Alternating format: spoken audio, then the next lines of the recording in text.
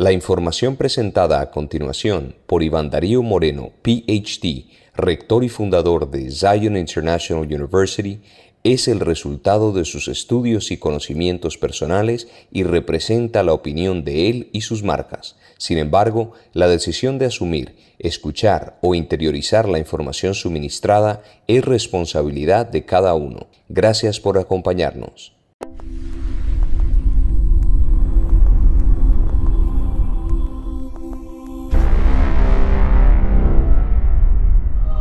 Biblia. Explora la Biblia en orden cronológico con el doctor Iván Moreno. Hola, muy buenos días, tardes y noches a todos ustedes. Les habla Iván Darío Moreno. Bienvenidos otra vez a mi programa de Biblia. Biblia es la palabra griega para libros y de allí pues viene la palabra Biblia, que es libros.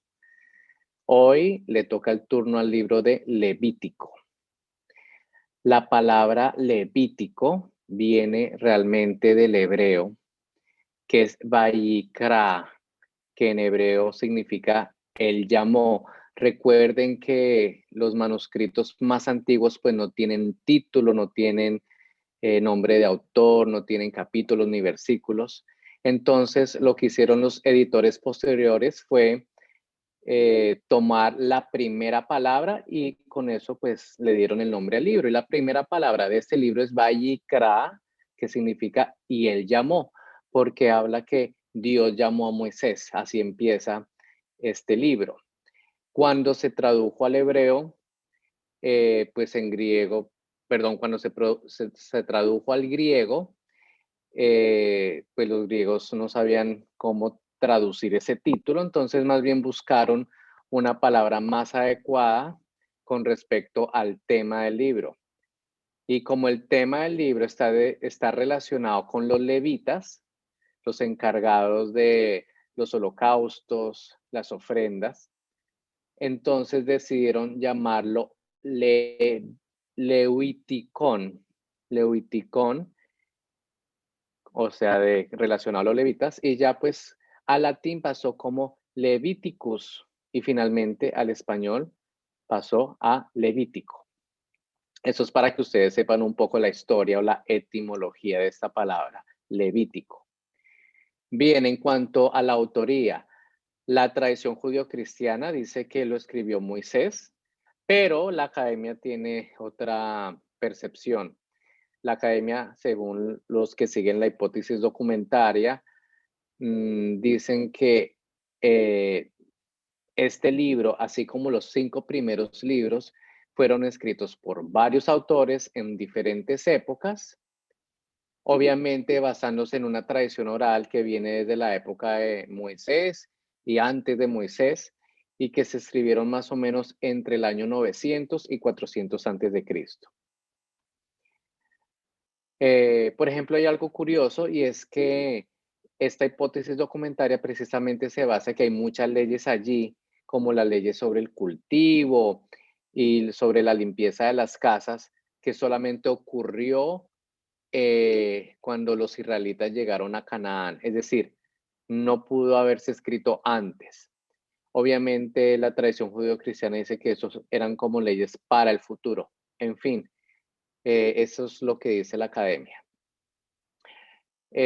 Como les había dicho, este libro habla sobre los derechos y los deberes de los sacerdotes, que es la tribu de Leví.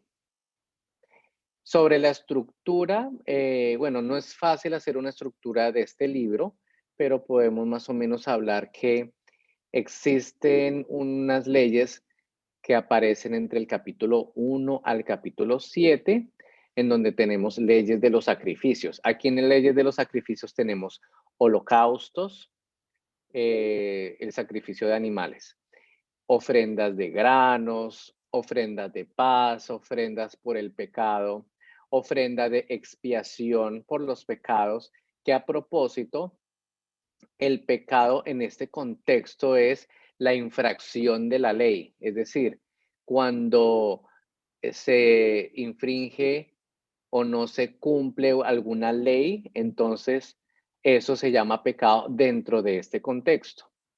Entonces, para perdonar esas infracciones, muchas veces había que hacer un sacrificio o un holocausto.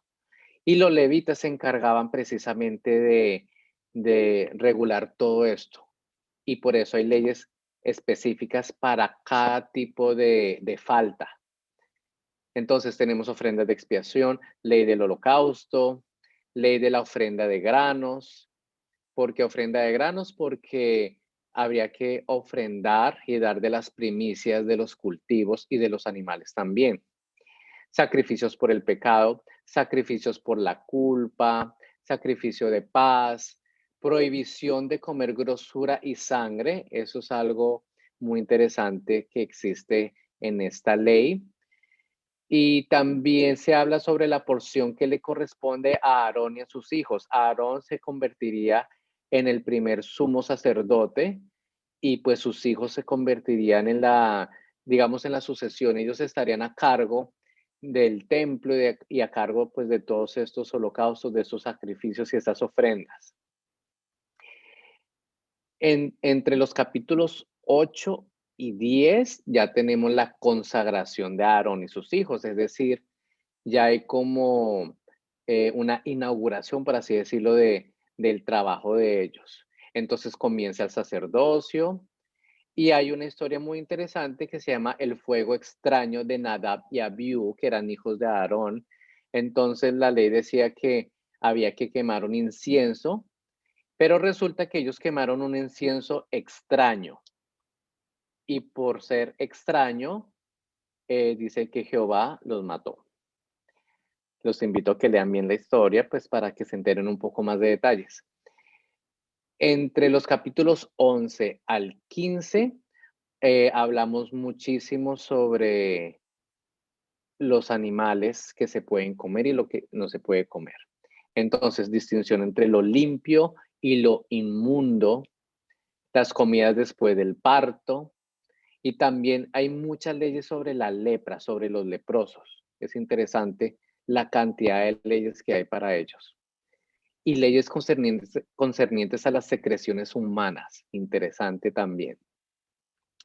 El capítulo 16 es muy importante porque habla sobre el día de la expiación, que es prácticamente, se puede decir que el segundo día más importante para ellos, que es el día en que se hace la expiación por todos los pecados del pueblo.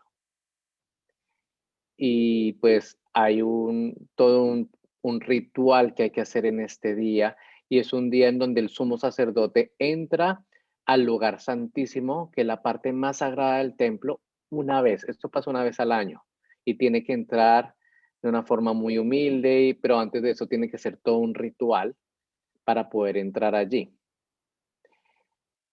De los capítulos 17 al 27, pues tenemos otra serie de leyes. Digamos que no es fácil como distinguir o categorizar, tenemos como una mezcla de leyes, por ejemplo, la santidad de la sangre, también tenemos leyes de la moralidad sexual, leyes morales y ceremoniales en general, penalidades por quebrantar la ley. Y les recomiendo que lean el capítulo 20, verso 11.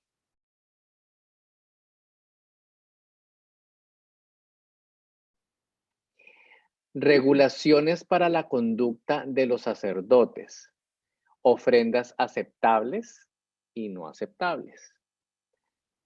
Y tenemos también la descripción de las fiestas que hay que celebrar. ¿Por qué? Porque recuerden que pues tenemos un solo templo, que en ese momento es el templo de Jerusalén. Hay unas fiestas que son obligatorias, es decir, todos tienen que peregrinar a Jerusalén a participar de estas fiestas.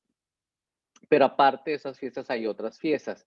Entonces aquí hay como un resumen de todas las fiestas que ellos tienen que celebrar.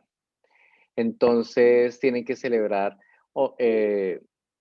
la fiesta, bueno, el día de reposo, la Pascua, ¿sí? Recuerden que la Pascua es en conmemoración a la salida de Egipto cuando fueron finalmente liberados después de todas esas plagas. Tenemos los panes sin levadura, la fiesta de los primeros frutos, la fiesta de las semanas, que a propósito la fiesta de las semanas, en el día número 50, ese día 50 se llama en griego Pentecostés. Es el famoso Pentecostés, el día número 50 de la fiesta de las semanas. Fiesta de las trompetas, el día de la expiación, la fiesta de los tabernáculos. También se habla sobre el mantenimiento de las lámparas del tabernáculo, el pan del tabernáculo. Se habla sobre la penalidad por la blasfemia, el año sabático. Hay un año, bueno, realmente hay dos días o más bien dos tiempos muy importantes que son el año sabático y el año del jubileo. Y son muy importantes, por ejemplo, en el año del jubileo donde hay eh, eso se llama una redención de la propiedad, es decir, las propiedades tienen que regresarse a su dueño anterior a su primer dueño. Es muy interesante. Todo esto pasa en el año de jubileo y también se liberan los esclavos. O sea, pasan muchas cosas ese año. Eso pasa cada 50 años. Hay leyes para los pobres también. También se especifica sobre la redención de los siervos, promesas de redención y retribución, redención de personas y propiedades dedicadas a Dios. Como ustedes pueden ver, son muchas leyes, pero todo eso lo tenían que administrar los levitas y por eso viene el nombre de Levítico. Bueno, espero que les haya gustado y los espero en otra emisión de Biblia. Hasta luego. La información que acabamos de presentar por Iván Darío Moreno, PhD, rector y fundador de Zion International University, es el resultado de sus estudios y conocimientos personales y representa la opinión de él y sus marcas. Sin embargo, la decisión de asumir, escuchar o interiorizar la información suministrada es responsabilidad de cada uno. Gracias por acompañarnos.